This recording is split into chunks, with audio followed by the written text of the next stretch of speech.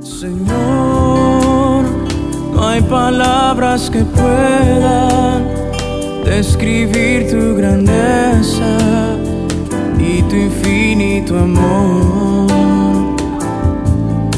Jesús, sé mi luz y mi guía, y sé el aire que respiro. Muy buenos días, amados hermanos, sean bienvenidos una vez más a este tiempo de TCD. El día de hoy vamos a meditar, continuar en Primera de Reyes 20, del versículo 13 al versículo 25. Y como es habitual, vamos a orar para pedirle al Señor que nos dirija en este tiempo. Padre, yo te doy gracias, Señor, por este momento delante de tu presencia con tu palabra, Señor. Señor, gracias por darnos vida para poder conocerte un día más, para poder meditar, Señor, en lo que tú nos has dejado, Padre. Ayúdanos, Espíritu Santo, danos entendimiento, danos tu dirección, Señor, habla a nuestro corazón. Háblanos, Señor.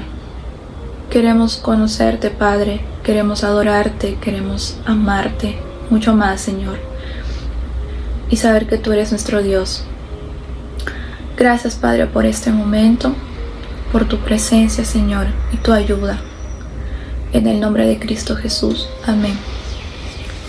Vamos a empezar con la lectura, hermanos.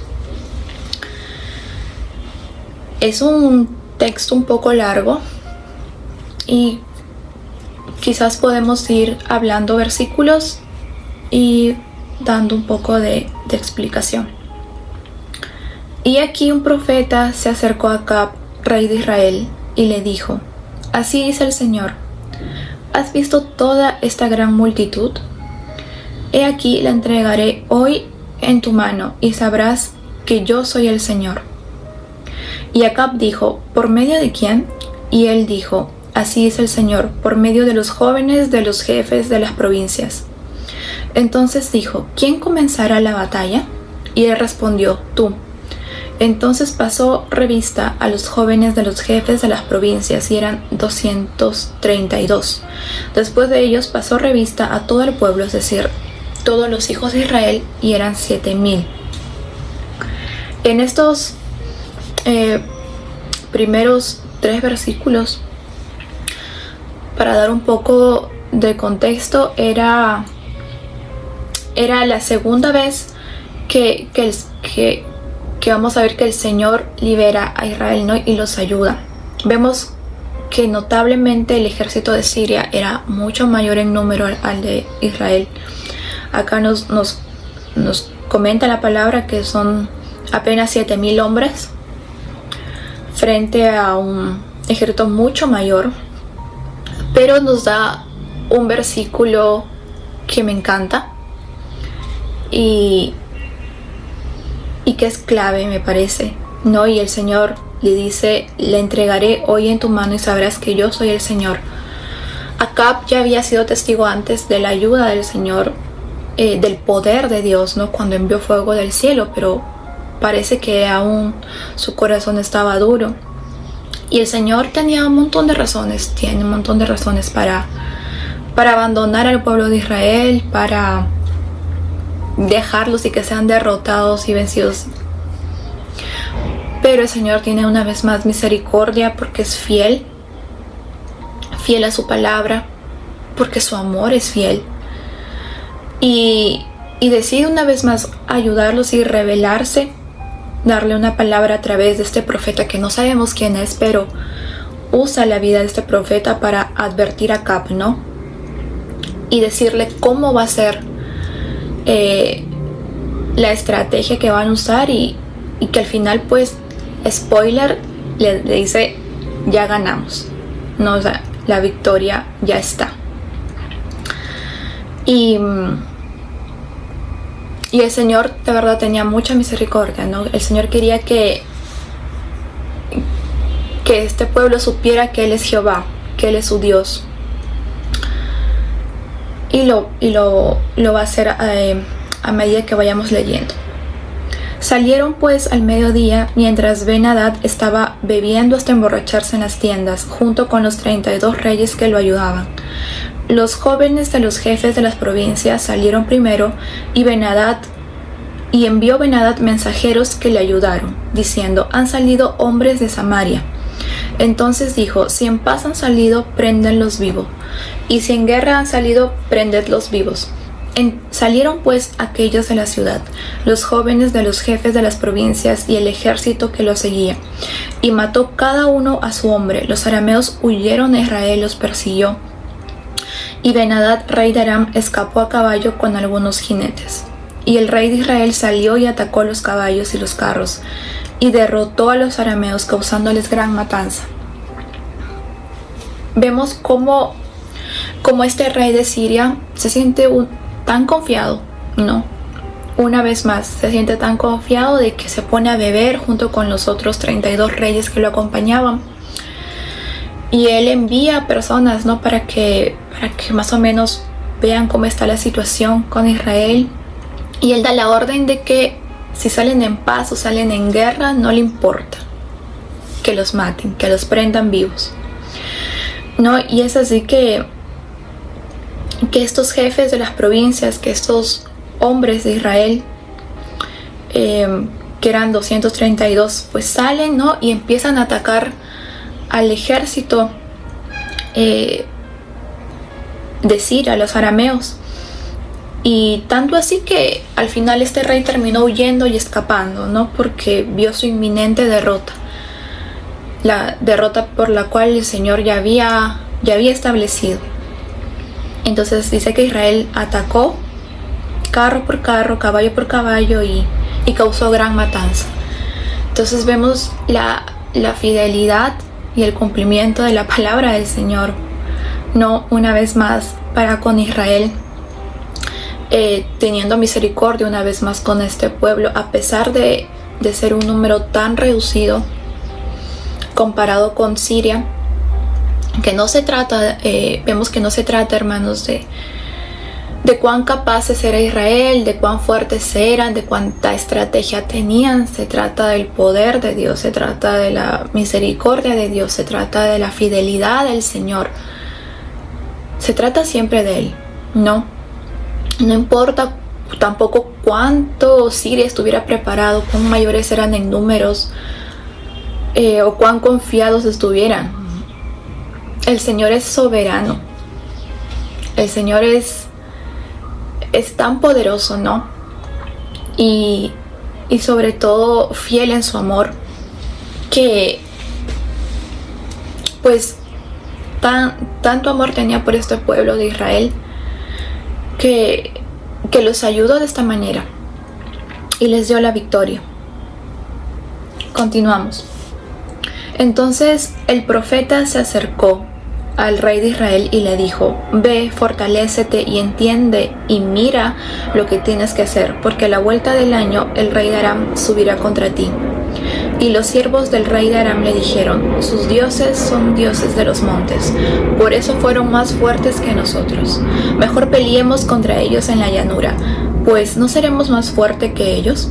Haz pues esto: quita a los reyes, cada uno de su puesto, y pon capitanes en su lugar.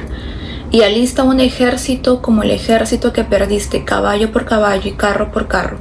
Entonces pelearemos contra ellos en la llanura, pues ¿no seremos más fuertes que ellos? Él escuchó su consejo y lo hizo así, ¿no?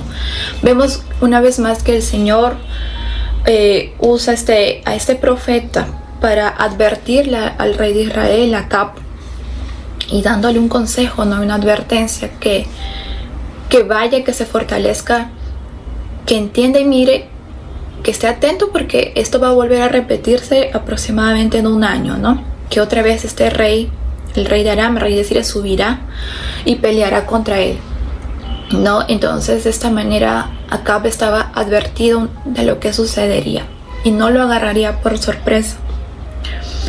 Pero lo que más me llama la atención es que estos siervos de este rey malo dicen, ¿no?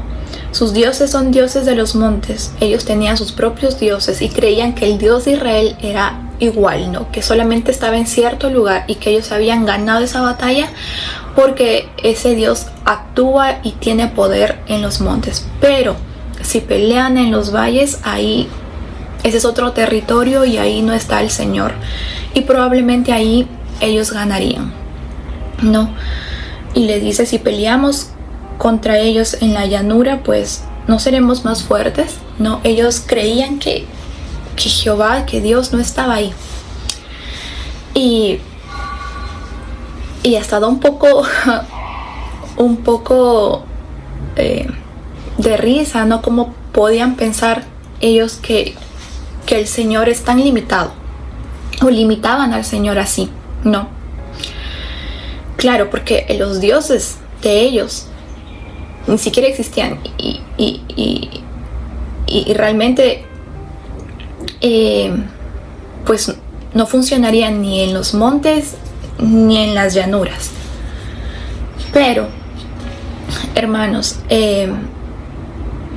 nosotros sabemos qué Dios tenemos, ¿no? Y esto está directamente relacionado con nuestra propia teología, con quién nosotros creemos que es el Señor, ¿no? ¿En qué Dios nosotros creemos? ¿Cómo pensamos el Señor?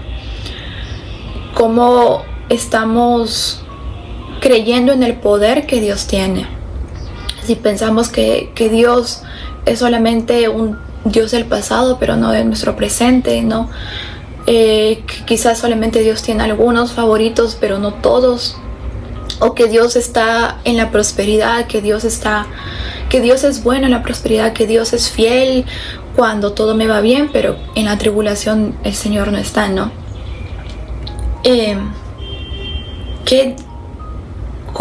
¿Qué clase de Dios nosotros estamos considerando que tenemos?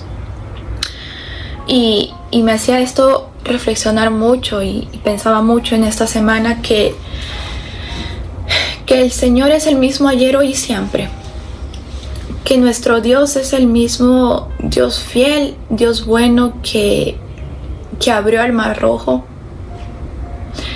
que sustentó a su pueblo con maná, que estuvo de día y de noche alumbrando y guiando a ese pueblo de Israel. Ese Dios es el mismo que hoy tenemos, hermanos, y el mismo que siempre tendremos, ¿no?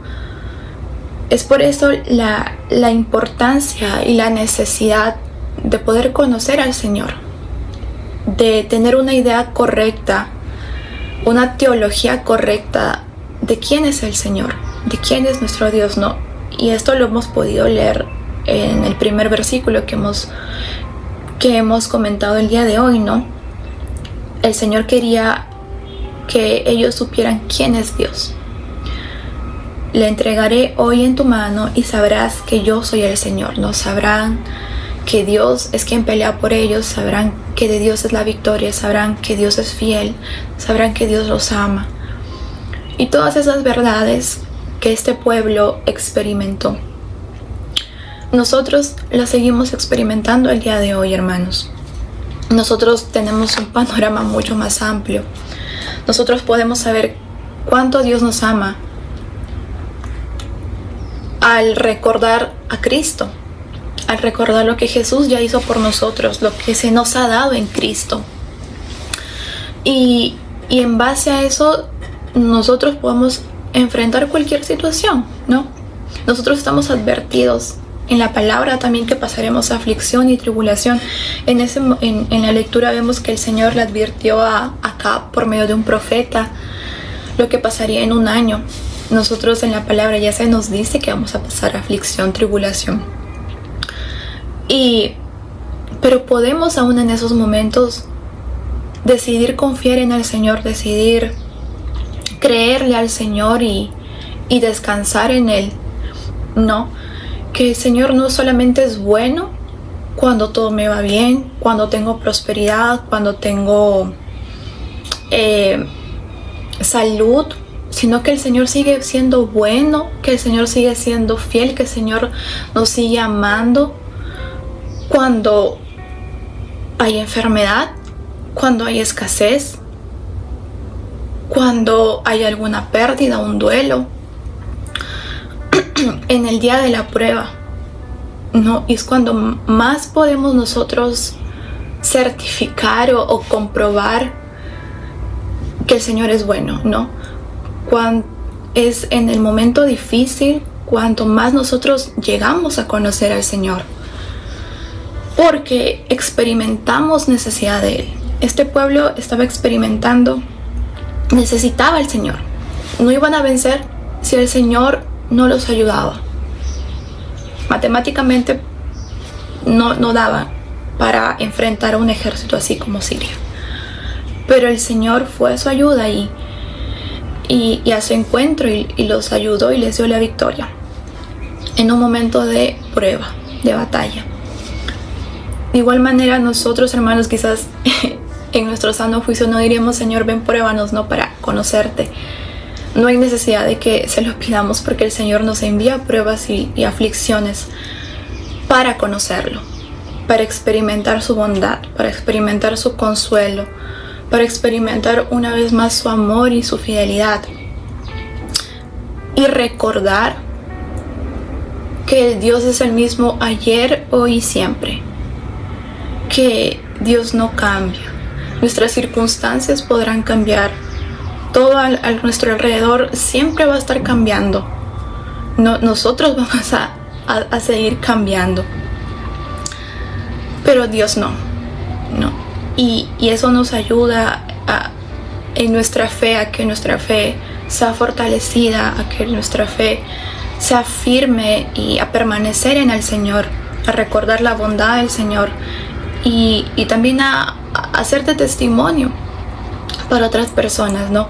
De lo que nosotros hemos experimentado al Señor, cómo conocemos al Señor y este conocimiento pues irá creciendo, no solamente con los momentos difíciles, sino también conociendo al Señor en su palabra. Nosotros podemos conocerlo, que el Señor ha sido bueno, porque tenemos la palabra de Dios.